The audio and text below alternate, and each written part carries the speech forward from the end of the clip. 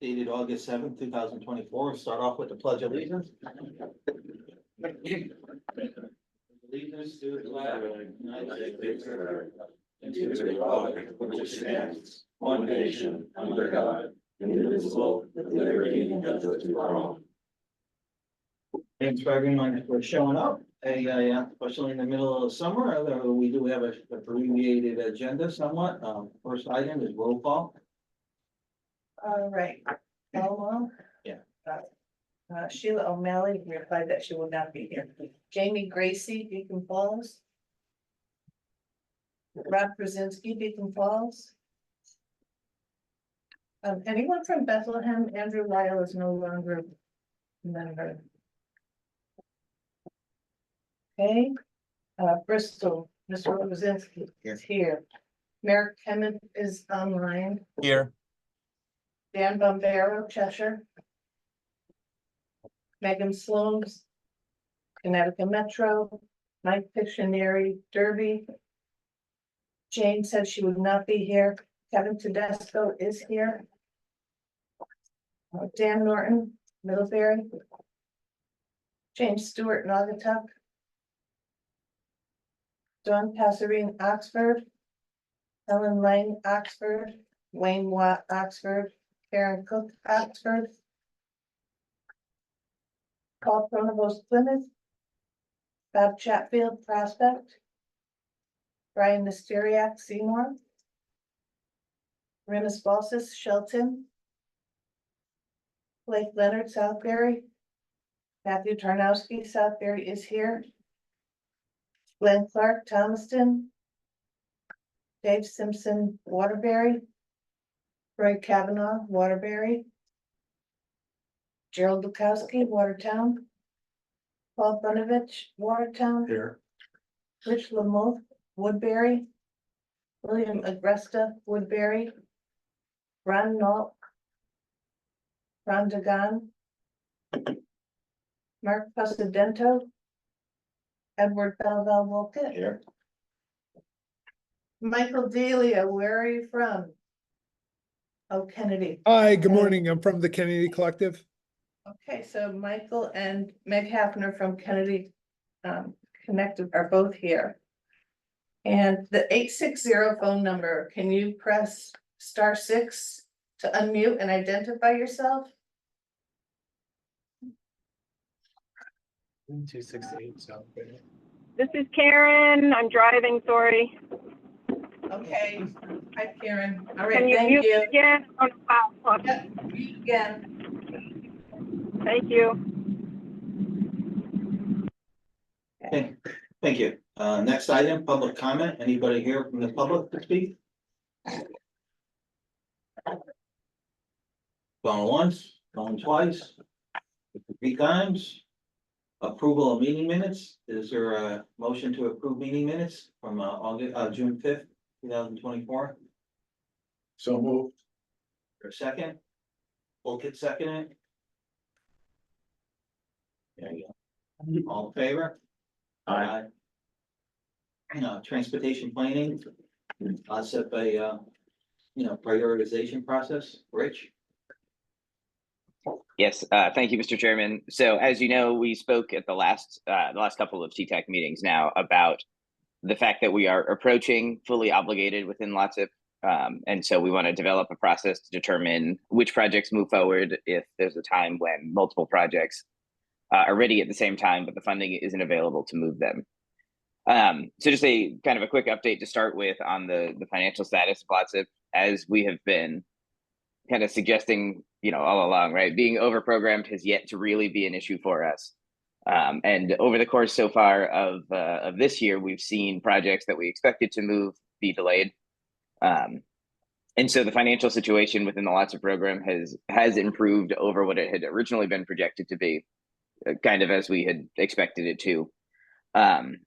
We do know that the remainder of our entire fiscal 25 allocation, which was released to us on July 1st, will be requested at the bond commission meeting that's upcoming. And so that'll all be available as cash to us as projects become ready to move. And so we won't have any delays related to that. The department has typically request what they expect a COG will be able to spend within about a 6-month period. So we will be fully bonded for the entire allocation to NVCOG and the program. And again, we're still in a good spot here where projects as they come in are able to move right away. But because we know that won't be true forever, we've developed a prioritization process that was originally done with a kind of a subgroup of TTAC members who came up with the priorities along with staff about what should give a project priority. And we discussed that a little bit here at the last TTAC meeting. And so now we've written updated LOTSIP guidelines that include those prioritization elements. And so just kind of as a reminder, right? The ultimate process for prioritizing projects is that TTAC will take a vote and determine which ones they think should move first. And so the actual decision will still sit in the hands of this body. That will be based on some additional information that COG staff will provide when those decisions come up. And that includes a kind of a fair share look at the program. We are not setting any guidelines that towns have to spend or are restricted to a fair share allocation, but we will show which towns have taken more advantage of the program to ensure that the program is evenly available throughout the region to all 19 towns. And so we'll show a town's the percentage of the town's population compared to the COG as a whole, as well as the amount of lots of funding they've spent so far compared to the whole. We will also be giving projects a score based on the new safety review committee that we'll be establishing. That committee is ultimately going to be the body that oversees the development of the Vision Zero action plan that is being done under the Safe Streets and Roads for All award that we were given back in 2023 or out of the 23 application cycle. But that body will then remain to score lots of projects as well as to review TIP projects as they move forward through the state. We'll be looking at the staff level, we'll be giving projects kind of a score about low impact development and the way that that other environmental elements are brought into the project and considered for how that will have their long-term impact. And so ultimately, what it comes down to is staff will provide additional information about each project when the time comes for TTAC to decide which project gets prioritized over another. In order for this process to be formalized, we do ask that this body endorse that and recommend the adoption of those updated lots of guidelines to the full NVCOG board, who we will ask to address these items likely in the October board meeting. So certainly, I'm familiar with it, with the proposed, proposal. I had the pleasure of sitting on the committee and also obviously the updates in the previous, TTAC, meetings, so I, support it. If there are any questions from, members, I guess we would make a recommendation to the, full board. Is there a motion to recommend adoption of the updated LOTSIP guidelines? There is one thing I will say, we do have, I think we have a letter of attendance today. We don't need to adopt this at this meeting, like Rich said, we're targeting for the October board meeting, so we can table this motion if we want to have more input, more thoughts on it, and then put this in front of TTAC in October, so we can get it. I mean, we don't have a quorum, today, we may or may not have a quorum next meeting, so I personally don't mind, deferring till next meeting, even at next meeting, even if there's not a quorum, we would send it back as a recommendation, And just as a quick note, a few additional people have joined online. I see Brian Asteriak is here, Jim Stewart has joined in, as well as the town of Southbury is now represented. No. We could have a quorum. Yes. So I guess based on that, is there a motion to come forth for the committee? So moved. I have a motion. Is there a second? There's a second. Any discussion? All in favor? Aye. Thank you. Next item on the transportation planning and NVCOG liquidity, Explorer. Sure, so I will start. Thank you. Good morning, everybody. Again, my name is Desiree Blanchard, for those of you who may have not seen me yet. Today I just am excited to introduce and announce our Equity Explorer along with Rich Crowther, who's our GIS analyst. The Equity Explorer is a digital dashboard designed to provide insights into equity across the region, and we hope it'll be a useful tool for you all and other municipal staff as they plan around our communities. For this analysis, we conducted a statewide analysis looking at 16 socioeconomic and environmental indicators to determine equity emphasis areas in the NVCOG region. An equity emphasis area refers to a geographic area, and in this analysis, we look at census tracts that is identified as having higher concentrations of populations facing significant disparities and indicators that were chosen. So those 16 that I referred to.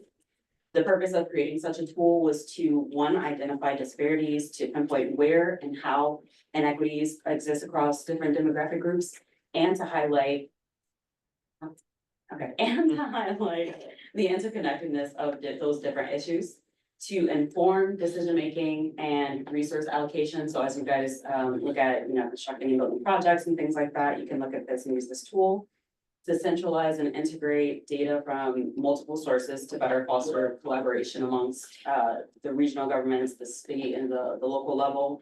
And then to look at, there are many definitions out there and many different sources that we use in terms of state and federal funding. So we wanted to create a tool that was more reflective of our landscape and our region. So the tool draws on data sets from several federal and state agencies, including the Justice 40 Initiative, the EPA EJ Screening Tool, and the Connecticut Department of Economic and Community Development, which are some of the sources that you guys have probably heard of or are familiar with. In addition to seeing equity emphasis areas that we did the analysis for, you'll also be able to investigate data based on the municipality, so just your specific municipality, and then also just the demographic indicators themselves. And so Richard will go through and show you a little demonstration and walk more through the methodology. Thank you. Good morning, everybody. I'm Richard Crowley Jr., Senior GIS Analyst. This is what you're currently seeing is the webpage on our website at NVCOG.gov. You'll have access to further research methodology. I'm just going to do a quick summary. We use Census Bureau data from DCD and EPA to find the mean and standard deviation for all 16 indicators that we used. And if the indicator that tracked for that indicator was at or above the standard deviation, one standard deviation above the mean, therefore it received a score of either 1 or 2. The 12 indicators received a score of 1 for their significance, and 4 received a score of 2, mostly because of our work with Title VI and FTA and the EPA. And you can also on the webpage research or look at the detailed information on the indicators we did use. For the Explorer, it's broken out into 3 tabs. The first tab will load is detailed information on each census tract we designated as an equity emphasis community. You can select each tract by number and then by town. And select Bristol due to the chairman. What's Bristol's score there? 6? So this census tract has this equity score 6 out of 20. That means it could have 3 of the 4 score 2 indicators or a mix of 2 and 1 to identify. But the dashboard gives you all the statistics if you want to research into the tract. And then you could also explore the same data by municipality. I'll pick on Watertown this time. So this we developed this page mostly to So you can look at all the same statistics at the town level, but also if you're applying for a grant, we currently don't have an up-to-date regional profile, so you could use this tab as a data source for your town. So what's Watertown's score? So the towns weren't scored, Oh, just census tracts. okay. Those were the ones that are, census tracts were identified for. So like when you, not, once again, not to focus on Bristol, but I'm just most familiar with it. So when you went to Bristol and it was 6, that wasn't all of Bristol, that was one census tract. Correct, so this is census tract 4061. So potentially, like, obviously, I noticed like, like a, population that went through high school without getting a diploma of 495. I was surprised by Watertown, which was over 1,000, but that's because Watertown probably has a bigger census tract. It's busy, literally all of. Yes, but census tracts are trying to keep the same size population the best they can, Census Bureau does. And when he Um, clicked on Watertown, he was looking at the entire municipality, not Yeah. just a specific thing. Also, sorry. So yeah, you could, mostly, this is just for reference, so you could look at the same data for the tract at the town level. And then there is where you can look at the data in map form by indicator. This will be useful if you want to compare yourself, because, so I did the analysis for the whole state. So that's why there's blue tracks all over the state. What's the average for the whole state? I don't know that.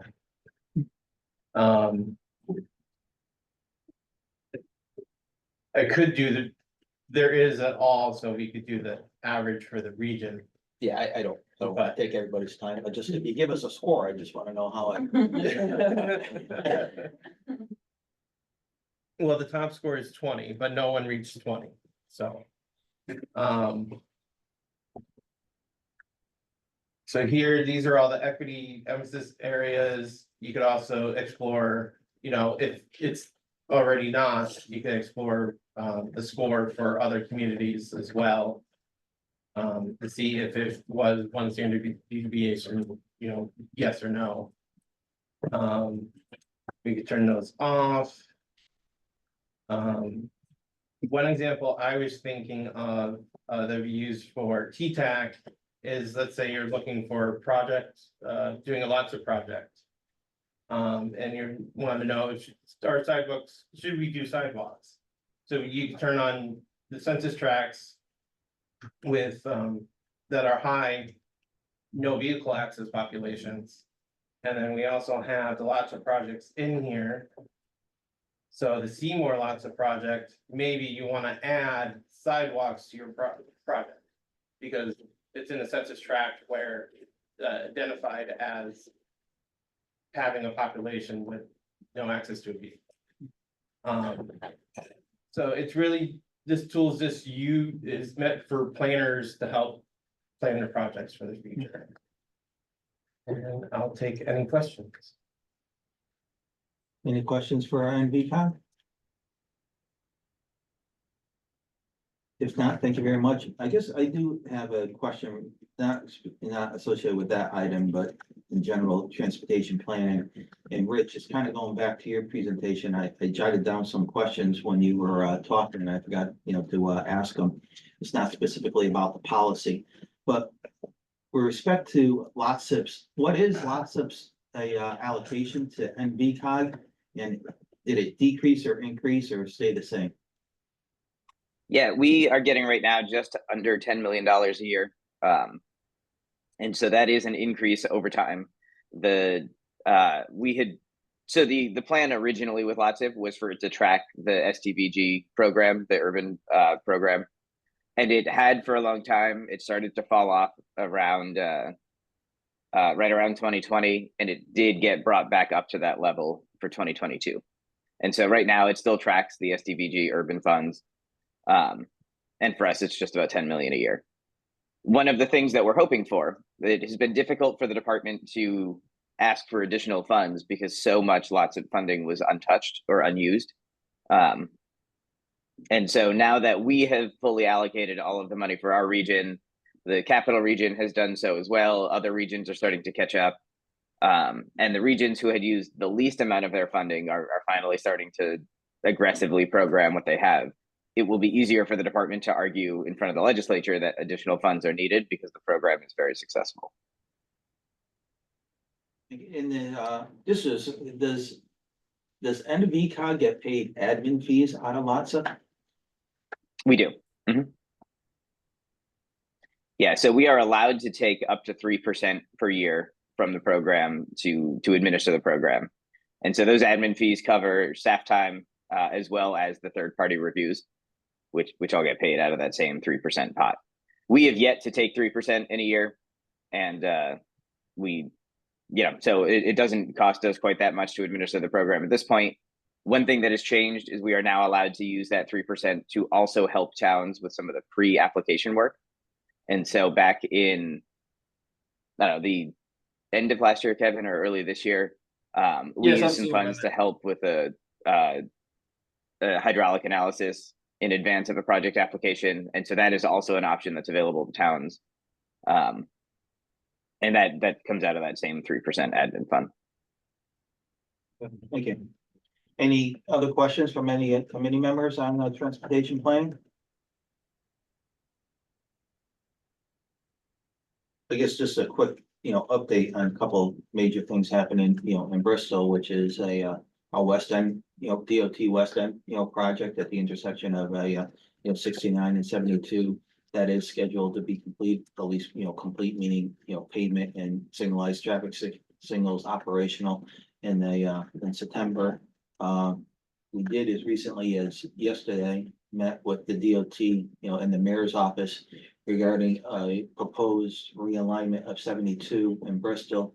If people are familiar with Bristol right now, when it goes through downtown, you literally have to take two 90-degree turns. So the concept is to convert a existing city street, Riverside Avenue, to 72, and then literally go right through Brackett Park to tie into the intersection that the DOT is currently working on at the west end. And we had a meeting yesterday on that. That's still on track.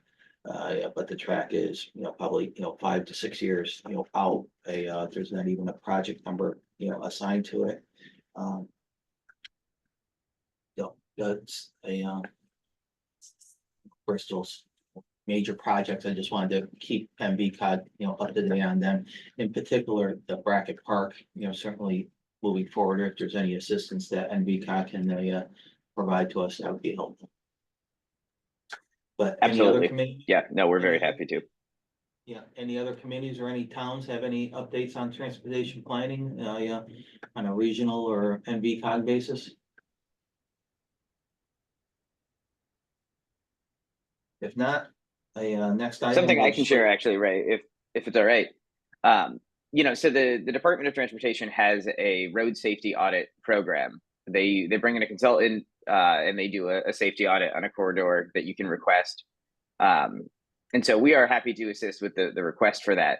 But something new for us, and we're still playing around with it a little bit, but I think we're in a pretty good spot, is we actually have that capability here in-house at NVCOG. And so if you have a corridor, a piece of a corridor that you think needs some attention, but doesn't rise to the need of a full corridor study, a comprehensive corridor study, please let us know. It's a skill set that I'm excited that we have the ability to do in-house, but I think we can make a big difference with it that way.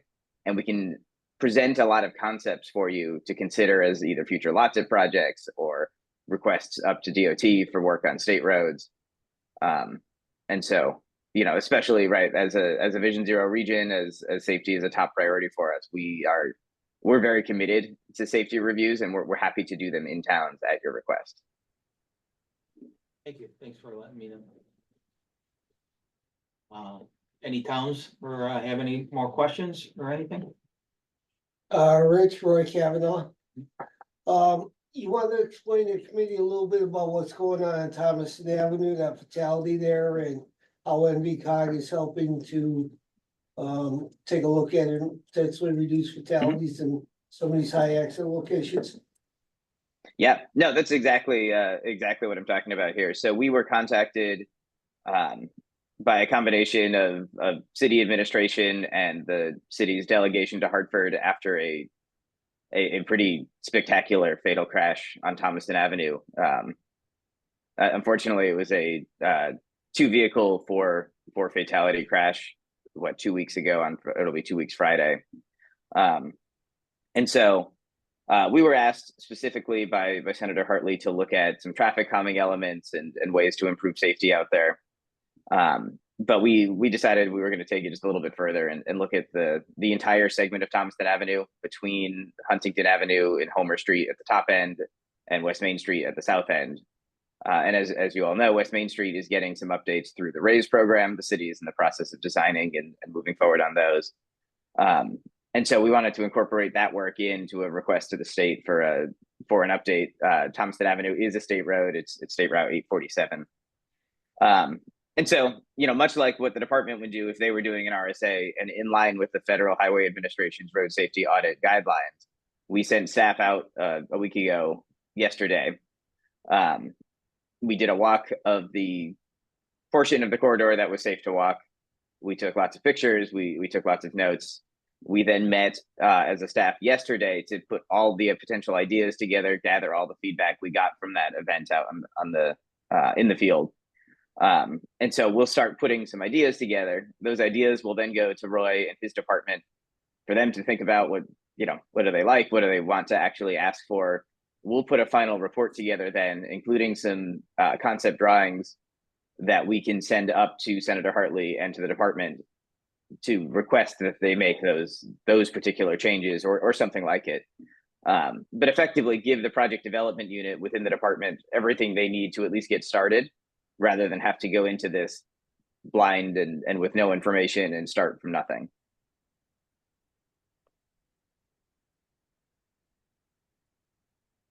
Thank you. Mhm. Any other information on transportation planning? If not, legislative update. Jack? Hello, everyone. I'm Jack Dale there. For those who don't know me, I'll be taking over the legislative update for Drew, which did pretty well for that, Drew.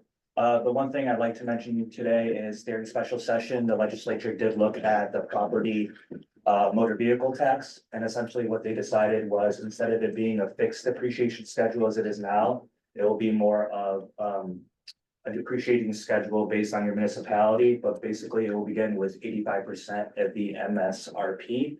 And then it will depreciate by 5% every year on the collection. Hopefully the goal is that some vehicles will only pay around 50% of their MSRP value rather than getting charged the 70% that they are now in some municipalities. So aside from that, really nothing to update at the moment, but as things progress, make sure to keep you guys updated. But I guess with respect to that, and honestly, I don't want to take, the focus off transportation, but ultimately with that, because that's been talked about, in Bristol, when I'm in the room, and certainly the concern is, congratulations, people pay less taxes, but quite frankly, if the municipality gets less money, that's just a shift, of the burden. So, well, what is that applicable to that, proposed changes? I mean, ultimately from a municipality, the money has to come somewhere, so it is. Correct. So it would, basically what this will allow is the municipality a little bit more discretion and instead of. We don't want discretion, I mean. we Yes. want money. So right now it's fixed, it's a pretty high cap, so they'll let the municipalities decide, but yeah, there will really be something else. We'll have to kind of work through your legislative bodies and see how they decide to take it up, but it does give your legislative bodies a little bit more discretion on how they apply the tax. Which means we would get less revenue from vehicle taxes. If they decide to go that route, yes, but I'm not gonna say your legislative body will, as you said, they'll have to probably balance it out through their finance boards and such, but it is something to consider.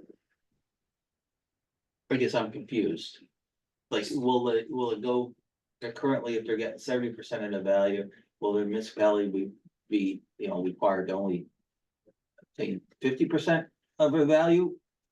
No, so what would happen is technically right now, this is the fixed depreciation schedule, so they have to follow it. What it will allow is a little bit more discretion in terms of how the municipality could apply it. So the municipality could stick with the fixed schedule or allow the depreciation of 5% per year. That is something they'll have to decide on themselves. So as I said, it allows the municipality a little bit more flexibility in how to apply this tax for them, because some towns are facing extreme burdens, and as you said, other towns are looking for this money to as an influx of cash. So there's different ways, and it kind of just allows a little bit more of the pie. You can kind of split the pie as you would like. I guess my only other comment, off that specific topic is I just, came back from vacation, in Maine. I'm cheap enough that, my water bottles before my way out of Maine, I went to a recycle center here, give me my, money. And man, I'll tell you, Maine's recycle program is a lot better than, Connecticut. They take everything. For the record, including nipper bottles. Not that I purchased a nipper on vacation, but as I'm sitting there, I look over and they take nipper bottles. So in Connecticut, where they don't, and everything's about nipper bottles, state of Maine seems to at least take them, Yeah, I agree there. So, I agree. I mean, has that ever been talked about? Why doesn't Connecticut just essentially adopt what Maine is doing? The legislature does talk about these things, but as you know, the legislature is a creature of its own, so it is really advocacy and kind of how I would say they're feeling at the moment. Because just for the record, that is their current program is fairly innovative with respect to nipper bottles in the sense that, for the record, as municipality, we even get, revenue, from it. But I think, not officially speaking for Bristol, we would rather have no nippers on our roads. We can do without the money, just get rid of the nippers, Completely agree. Any other questions on legislative updates? Hearing none, environmental planning, Christine? Good morning, I'm Christine from the environmental team. Just wanted to make you aware of a funding opportunity for EV infrastructure. Now, unfortunately, the way this program is structured, it actually only applies to 4 communities within our region. That's Cheshire, Middlebury, Southbury, and Waterbury. The reason it applies that way is because the state has designated these alternative fuel corridors, and right now the only one in our region is along I-84. My understanding after speaking with Rich D is that we tried to advocate for Route 8, and we're still working on trying to get Route 8 listed, which would make many more of our communities available. But the summary of the funding opportunity is that proposed projects need to be located within 1 drivable mile of any exit or intersection along the corridor. The projects need to include the installation of at least 4 combined charging ports capable of simultaneously charging 4 EVs. The program requires the charging facility has to be publicly available 24/7 and maintained for a minimum of 5 years. Municipalities may charge customers for use of the charging stations as long as they clearly communicate the price. It'd be a great way to build out our EV charging network. Actually, Rich C has a wonderful map up on our website of all the charging locations in our region. So we'd love to build that out a little bit more. We've already received some interest from Waterbury and Southbury. And of course, NVCOG is always as happy to work with you, write a letter of support, help with some of the application needs. And that's about it. Please let me know if you have any questions. Any question on the National EV Infrastructure Grant opportunity? I guess one of my comment, and honestly, is once again, is slightly off this, but EVs charging stations. So, up until a year and a half ago, City of Bristol, as an entity, had no EV, stations. We redid City Hall. We currently, we just, finished a parking garage, and we have another parking garage, being built. So we went from no parking garages to 2 parking garages. We interpret the state statute that says you have to have infrastructure as actually having EV charging stations for, I forgot if it's 25%, of the the vehicles.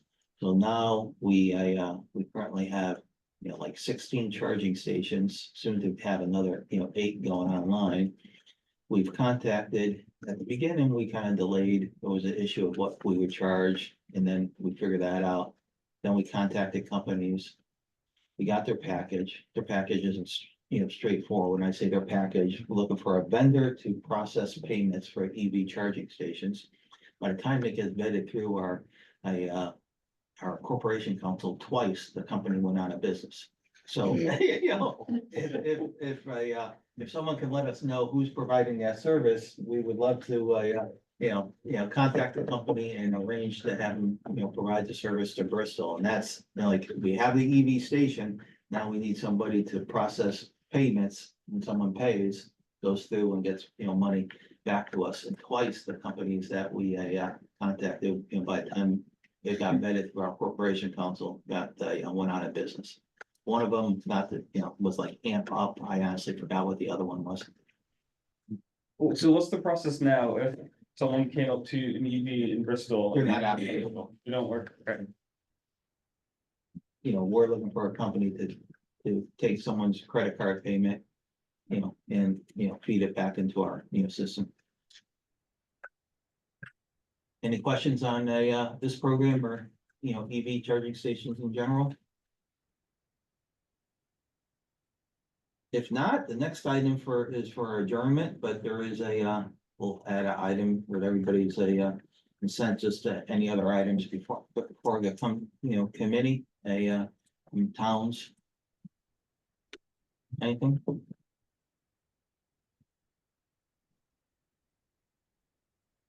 From Bristol's perspective, we are moving forward with that resiliency grant that we received. We're out for our RFP right now. Any other items before coming to committee? If not, is there a motion to adjourn? Motion. Motion made, a second. Second. Any discussion? All in favor? Aye. Aye. Thanks for attending, and please, everybody, enjoy the rest of your summer. Thank you.